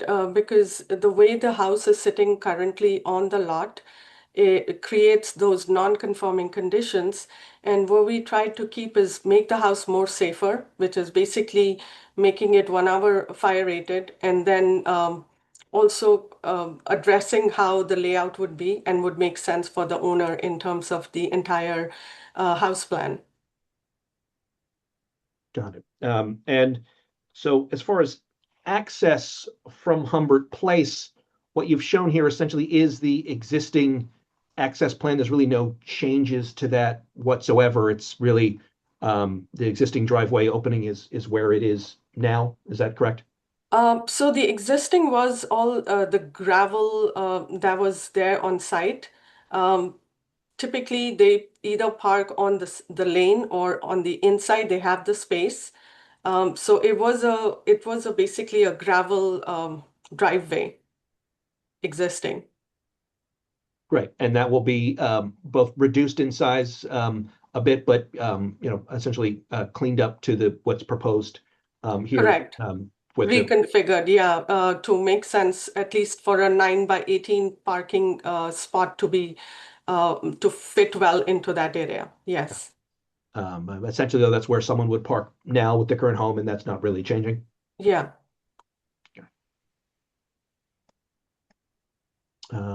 Next, going into the floor plans. I guess this is the existing on the left and the proposed first floor on the right. I want to just kind of take the board through, what's changing programmatically and. Sure. So the steps, we're keeping it, the front step and the side steps. The outline of the first floor stays in place because we are keeping the basement. What we are taking out is the entry porch and the metal hatch from the basement. On the right side, you see the dark gray area. That's the addition, which basically gives the space for the kitchen and the entryway and couple of steps going into that driveway area or where the car is parked. So basically on the first floor, we have one office, bathroom, kitchen, and a living space. And I think you went over this when we were looking at the front facades, but ultimately the idea with the entrances is you've got the existing kind of front entrance that's being just relocated slightly into the addition. The new entrance that would connect to the parking and yard here on the right, and then again the existing place where people would, I guess, take the trash out to the alley. That's correct. Next on slide 16, we've got the existing 3 second floor bedrooms, and then maybe talk through that and the proposed 3 bedrooms on the floor. So on the left, we have the existing plan that has the bedroom, some middle space that kind of was used by the family as putting some space for as a living space. On the right, we have the 3 bedrooms, 2 bathrooms, and a washer dryer, and steps taking you down to the first floor. There is also pull-down ladder for the attic, and attic is mostly used for the storage of the HVAC unit and nothing else. So I didn't mean to, if you had anything else before we got to the slide. yeah, quickly, I just wanted Sure. to say that the gray area is what basically got added to the second floor. Got it. But what is effectively 3 bedrooms, but squozing up on the third floor, or excuse me, third floor on the second floor is going to be 3 still quite modest, but more usable bedrooms. Right, and we basically adding bathrooms. Yeah. Okay. Before we get to any questions, just so we have it out there, I guess this I is have the a question. Oh, sure. How many cars are required to be parked? Just the one. Okay. All right, thank you. Yep. Before we get to our planning testimony, just anything else you want to add? I know Mr. Bridger went through in great detail the variances that are needed, but for anything in particular you want to add to that, maybe now's the time, particularly, there's a couple of different buckets of these variances, but really they relate to the existing conditions and I suppose an attempt to step back a bit and improve. I think we're just proposing a nice modest addition, and it's going to be a nicer looking building. It would cater to at least 3 bedrooms for the homeowner with adequate sized bathrooms. The finishes, the materials that are used on the facade are also something that would be vinyl siding and board and bat siding with asphalt shingled roof, and it would give a nice look in the neighborhood for this building to be there. So I think it's a good, nice addition to the neighborhood. Just a question on that. You show 2 different elevations. You show the front, you show 2 different drawings of the front elevation or the the alley side elevation. I assume it's going to be the last two, the last one you showed? This is the front elevation. So sorry, No, then the other color elevation, that is a little different than the other one. This is going to be what you're going to do. Is that correct? Yeah, this is very similar to the 2D elevation. This was something generated by AI using some landscape features. But if we go with the two-dimensional elevation, that's how the house is going to look, which is basically board and bat siding and vinyl siding with The a roof, shed roof.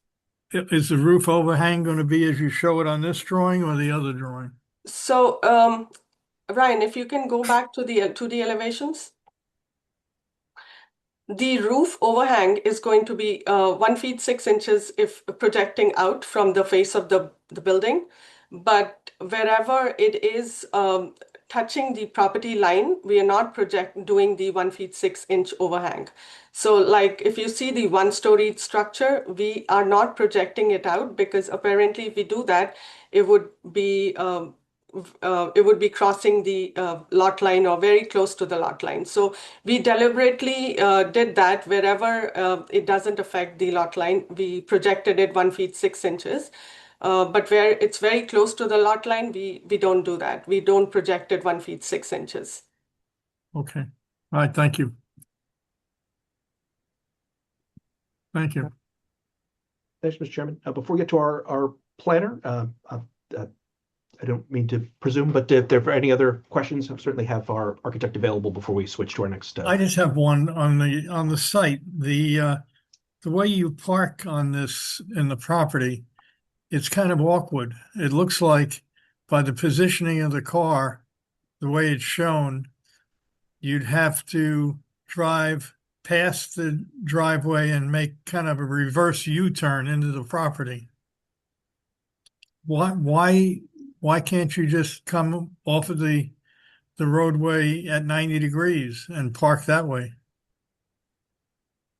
Because you have a very tight area between, it's just awfully tight between the side steps and the drive. And if that car is positioned properly, you'd have to back in to get to it.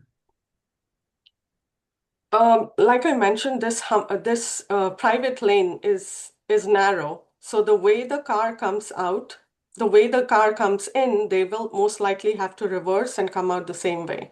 It's a narrow lane, and that is something, I mean, that is a situation where these houses are given a narrow lane. So my answer would be that the way they come in, that's how the same way they go out. I don't understand.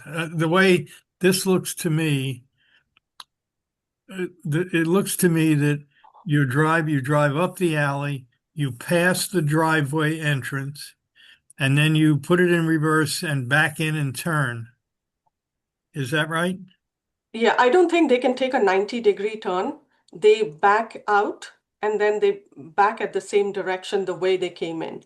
So because the lane is quite narrow, so that's how they basically have to come the way they come in inside the lane. They come and they park. That's how they turn, and they can't take a 90-degree turn and then keep the car out. You have the land on, you have the property that you could create a turnaround there. I mean, I understand that the lane is narrow, but you have enough room on your property to compensate for that. One of the other factors is also the impervious coverage. So if I have to increase the asphalt paving, the impervious coverage, we have to be careful of the percentage that is there as per the zoning. I believe it's 60% of the site. So that was also another factor where we have to be careful of not to exceed the impervious coverage. You're nowhere near 60% of the site. I'm I sorry? don't think, I mean, maybe you are, but it looks to me like unless you're paving most of the property, you've got a lot of land there. So I Yeah, don't know. as per the calculation, I think we were exceeding. If we extend the driveway a lot, where I can take a 90-degree turn for this car, we would basically be affecting the impervious coverage for this lot. well, maybe just respond a little bit to what at I think the chairman's point, which I think is a good one. And ultimately, I think we've documented the current condition. I think what I'm hearing though is that there is room to create a more navigable space on the property, frankly. And if there's more room in our impervious coverage, we'd certainly look at that. We prefer not to ask for a variance. We may have some room to play with the parking spot layout a bit to perhaps allow either a K-turn or a different orientation that might make sense. Is the site, obviously the existing building and the addition are impervious coverage. The side steps are impervious, and the area you've defined as the parking space is impervious coverage. Is that correct? Correct. And the rest of the site is what? Rest would be the grass, which would be the around this area. Okay. All right. It just, if it's 60%, I mean, just it seems to me that you're way under 60%. But look, it's just what concerns me is how awkward it is to get into that parking space functionally. And I think you have the space to resolve it so it's easier to maneuver. But I honestly, Mr. Chairman, I think that's a good point. And, with the limit being coverage, that's something we can certainly look at and work with staff on if the board were inclined to approve this. Definitely. The existing, All right. We're not really changing the existing footprint between the porch and that Bilco door. So it is really the existing condition. And I think where the mouth or apron, I suppose, onto the lane is kind of fixed as per the easement, but we do have room, I think, on the site. We prefer not to pave too much of it. But I think that's a good point, and we can look at that. Again, as long as we don't create a variance condition, we have some room to go there. I don't think what you show. I don't have a problem with what you're saying, Mr. Kennedy, but it doesn't seem to me that parking situation works. But that's if you resolve it with the staff and the our engineering staff, then I'm comfortable with it. I have a question. Yes, please, Michael. Yeah, and it's related.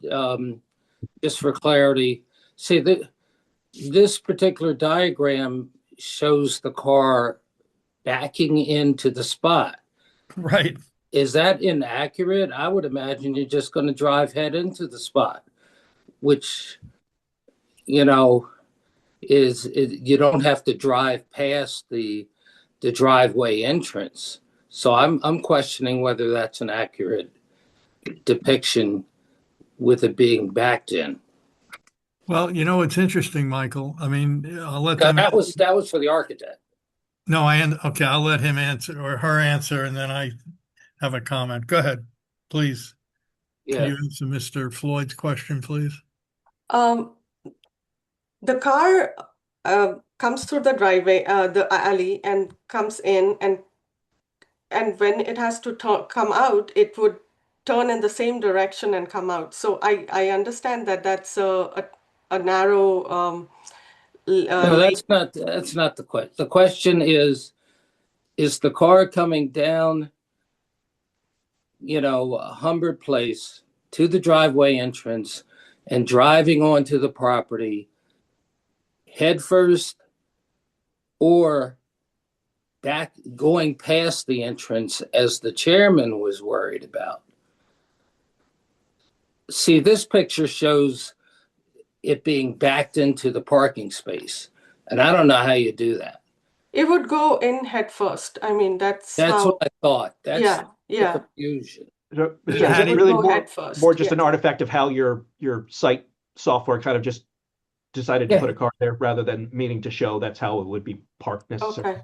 But Michael, further to your question, if they come in, the car is shown with the front of the car facing the addition. So if they drive in the other way, which is practical, then coming out, they'd have to go out and turn into the alley, or they're going to have to back all the way down the alley. I mean, it's a screwy situation, but I don't think it's properly thought out. It needs to be resolved. Okay, Okay. go ahead. Any questions, Michael?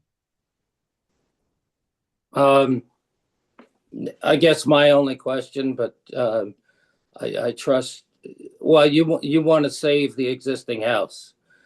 You know, originally I thought you were taking it down to the foundation because there's some reference to that, but It is being taken down to the It foundation. is. It Come on. is, Mr. Floyd. They're taking down the entire house. And then they talk another place where they're just renovating the existing. Okay, well, I'm glad I now understand that. Then it does get to my question, why not just build a new house, reorient it lengthwise on the site?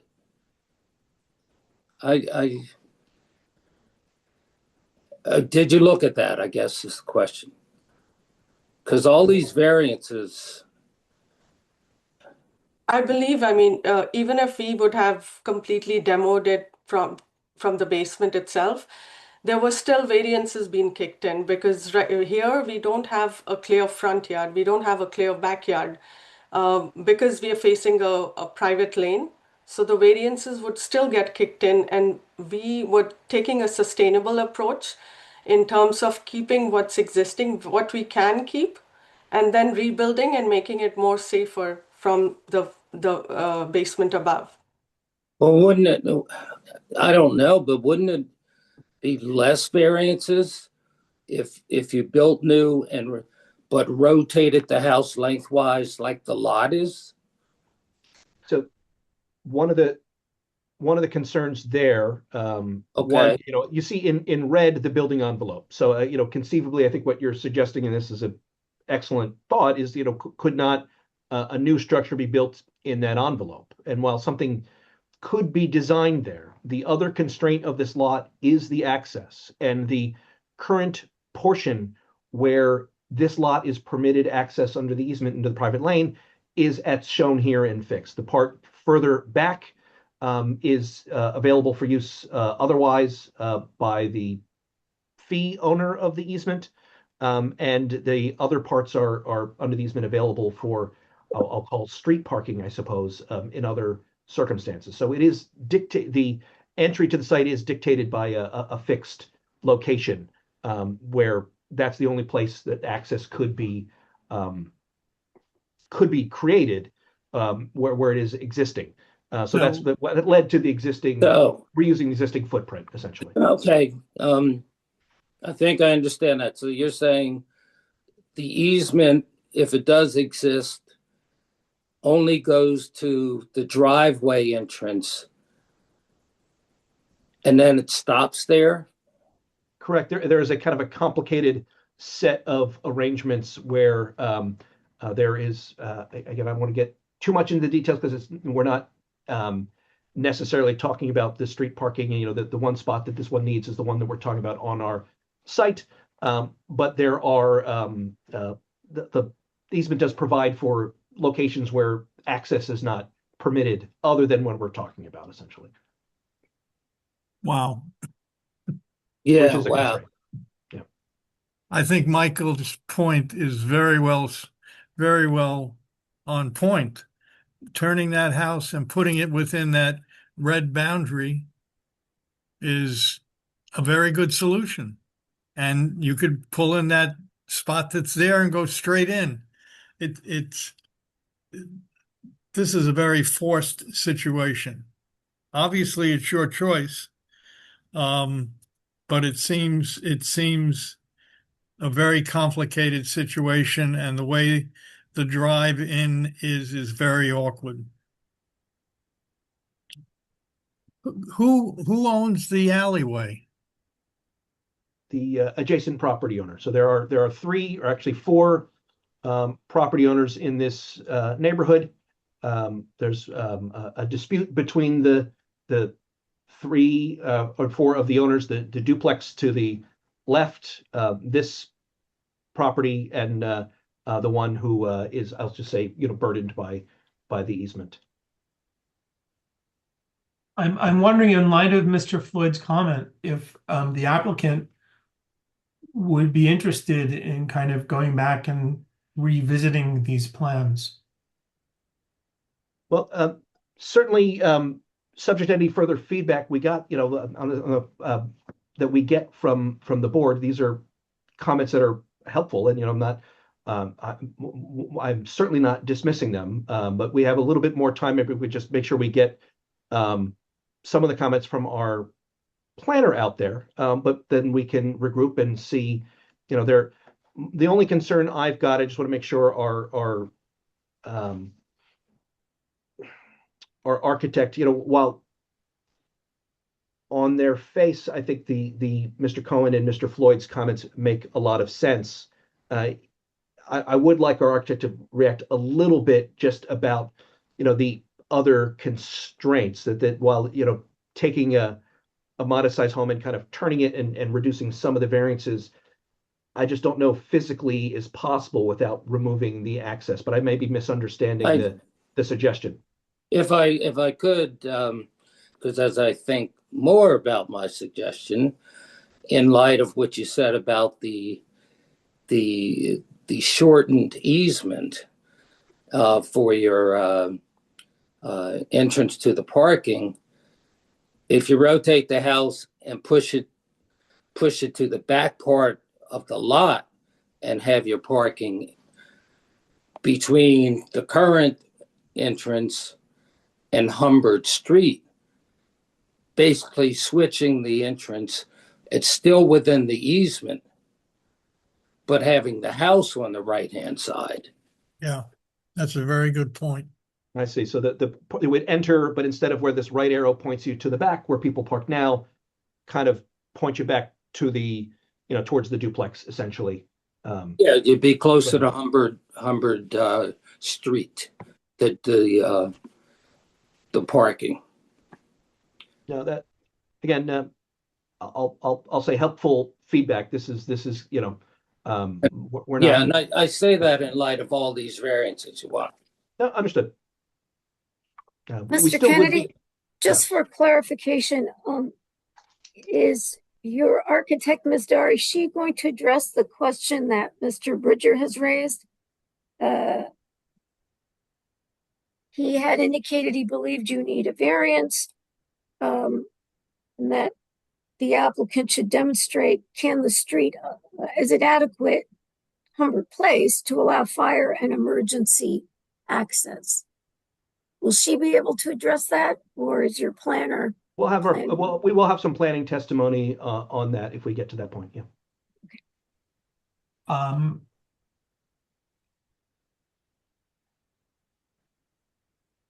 It seems kind of obvious to me, Mr. Kennedy, that as currently applied, there are some challenges going forward. And as you've appeared before us many times, it's not uncommon for applicants to kind of regroup when they're getting feedback that is valuable and beneficial for their project to move forward. If you deem it advisable for us to listen to the planner and everybody else, great, I'm happy to do it. It just seems to me that there are some tea leaves that can be read at this point, and I'm wondering if it's worth reading them. Much appreciated. If you want to give us a moment to group on our end, we're happy to do that. I'll as I always do, thank the board for their feedback and candor. We, as our goal to collect as much of it as possible if we were to regroup, of course. Sure. I guess I want to throw some other tea leaves in here because I did hear a couple of things that I thought that I would say that we want to be concerned about having, tons of variances that have to be approved, but at the same time, I did hear, and maybe you could speak, the architect could speak a little bit more about the idea that they were trying to keep sustainability in mind in preserving and working with the foundation that was already there. And seeing that red outline, it seems like it's hard for me to totally visualize, but but it seems like there would be far less green space, outdoor space. So just in terms of the livability aspect, I think that needs to be considered as well. So my contribution of tea leaves is that I wouldn't say that we haven't heard from everybody and we don't always weigh in at this point, but I'm not one of the ones who's saying rethink it and come back later. Yeah, sustainability was like one of those important things where we wanted to keep the foundation of the house the way it is and develop the house, keeping the footprint of the house as is and adding to it. But I completely respect the board's suggestions tonight in terms of the variances that get kicked in, and we're going to look at it again and talk about it after the meeting. Ms. Dar, just for clarification for the board, so your testimony is the applicant keeping the entire foundation? Yes, the existing is staying. We are doing the addition to it. The addition would have the new crawl space and new foundation. So, okay.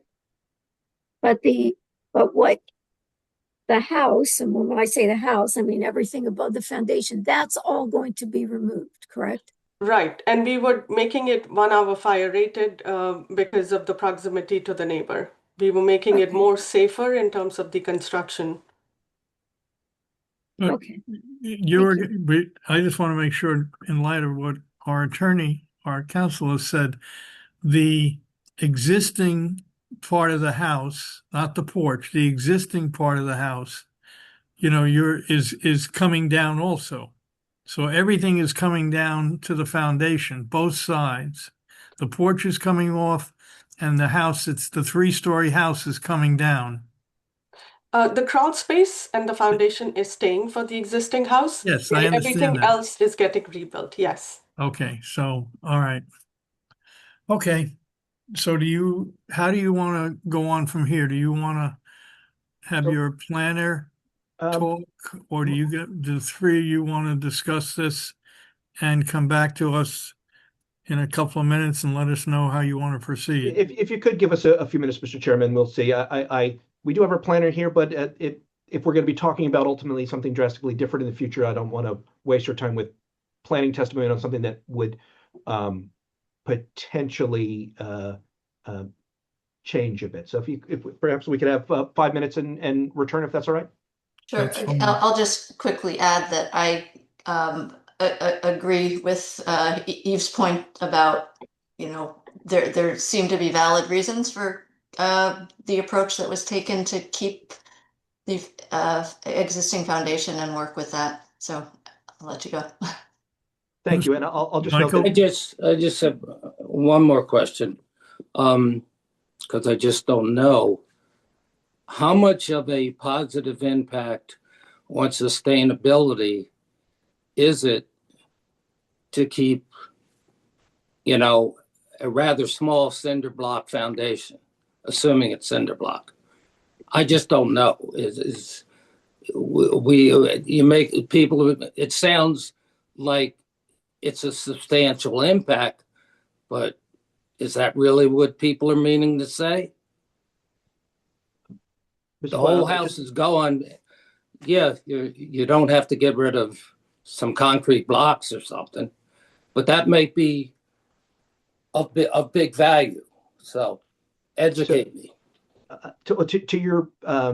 To your point, and to Ms. Chen and Ms. Coulson's points, all of which are I think spot on. If this were to be redesigned drastically, obviously we would be showing that differently with a different set of variances.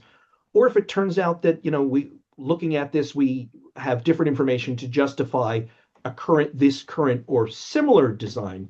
What we hear is that you're going to want to see more information about the maneuverability and the parking.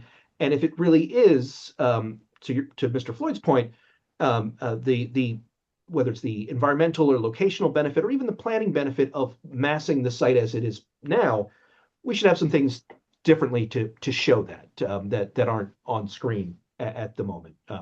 Is what I'm taking away from those comments. All right. It would also, excuse me. Go ahead, Stephen. It would also be nice if you could give an estimate of how many variances you would need for a new location versus this one, because a lot of these are not going to go away just by rotating the building. That's fair, and I think accurate, though it's hard to say, obviously, without doing a little work, that from shooting from the hip, that would be challenging. I think your point is, like everything that we've heard tonight, is generally pretty accurate. There's almost no chance that there won't be some subset or even similar number of variances. It may be that some of them are diminished in quantity or altered, but a site like this with a building envelope like we're talking about, unless we were to have no usable yard space or parking and massed a building foolishly, I don't mean it that way, but right in the center, would kind of render everything else kind of pointless and useless. And absent that, and even with that, we would still need some variances. So again, your point is spot on. I wish I could say, rotating it, we would go to 6 variances or some number. We may come back with that and say, like, here's an alternative that we've looked at, and it requires X, and maybe that X is quite a bit less. Mr. Rogers, the point is, it may be the same even after we've looked at it. Okay, thank you. Okay, Mr. Kennedy, how much time would you like? So I think 5 should do it. I'm All right, let's just say it's almost 9:35. It's like 9:34. So we'll say at 9:40 we'll reconvene. Will do. Thank you so much. Okay, so board members, 5 or 6 minutes. Thank you.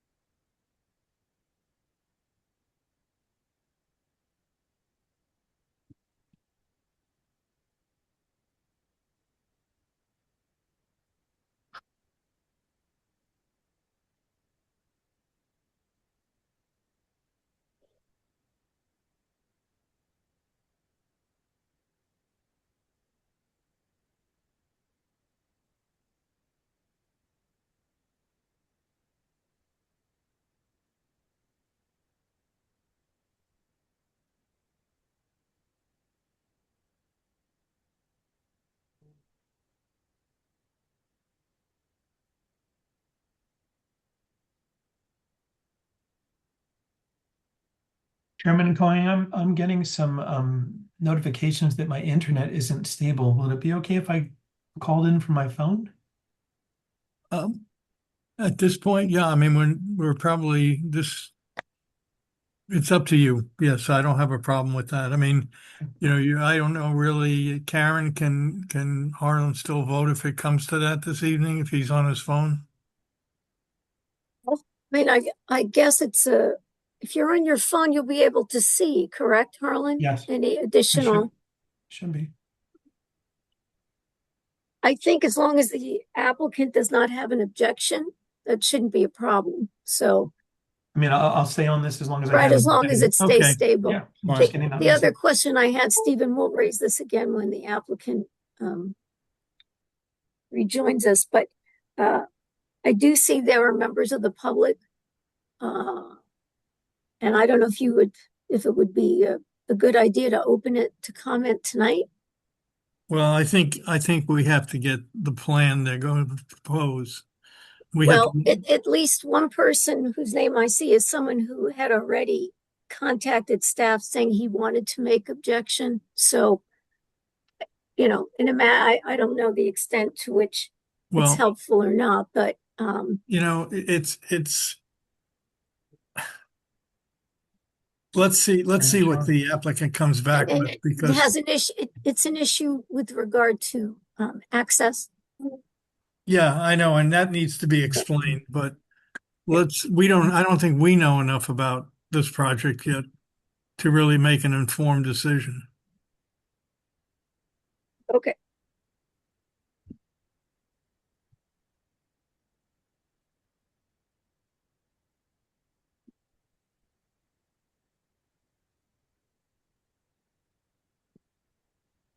With the person from the public's previous comments to staff, does it indicate that that person has a legal involvement with the easement? Correct. Well, might be good to get some clarity. Oh, yeah, you're right, Michael. Yeah. Yeah. I think that's important, actually. And to get it on the record. Yeah.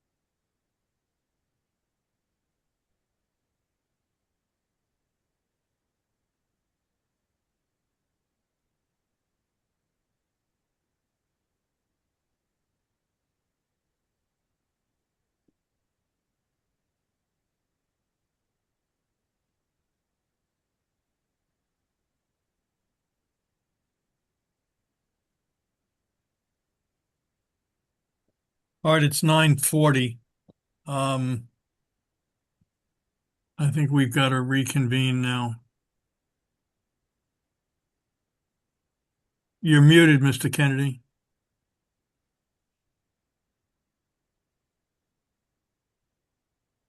Mr. Kennedy, you're muted. Sorry about that. Again, as probably anticipated, much appreciate all the feedback we got here. We would like to carry the meeting so we can come back possibly with an alternative design, and showing, the kind of conceptual thinking we could take the board through. I don't mean in a concept so much as, either what could work, that's different, or more likely the kind of the story of why these alternatives don't work and don't result in fewer variances. So if we do think we can kind of turn that around in short order. So if it's possible to carry us to a date certain, we would certainly appreciate that, but we would like to return with some additional information for you. Okay. So thank you. Karen, I have a question in light of Michael's comment.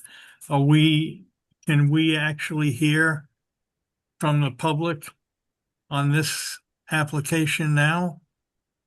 Well, you have members of the public who have come to make a comment. I appreciate that Mr. Kennedy's indicating the applicant has some additional thoughts about this and they want to come back.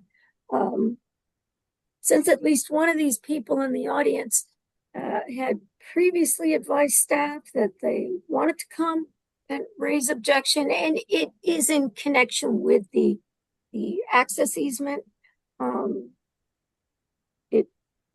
The board may want to consider hearing these folks because they're here tonight. No, I think, and while it may change, while the design of the house may change now, these comments may be helpful to the applicant as well. I So- agree with you. I agree with you. As long as you feel we can hear them, I think it makes sense to do it. Okay, how do we do that? Well, I guess you can open it to public comment. You know, All it right. doesn't mean everybody who's here may want to comment, but All right, so at this point, we're going to open up this hearing to members of the public to comment. Claudia, has anybody indicated they'd like to speak? No, Mr. Chairman. There was a person, but they dropped. They're not there anymore. Okay. Well, we'll wait a second here to see if they reappear. Well, what was the name of the person that contacted staff? And is that person in the audience? they don't appear to be in the audience anymore. Okay. They're gone, so they no longer appear. Okay. All right, so they're not here. Okay. All right. Would Mr. Kennedy, would you like to explain this easement to us? At this moment, would you, I want to be careful not to testify, and maybe when we return, that would be a good place to start more testimony on. But I'm happy to make some Okay, general so- representations about it. It is a matter of public record, and perhaps the board can take notice and be guided by. I want to be careful and not provide testimony or something that seems like testimony, to be honest with you. Okay. All right, so you're asking for a continuance. Do we, Mr. Bridger, Ms. Gibbons, do we have a date that we can assign?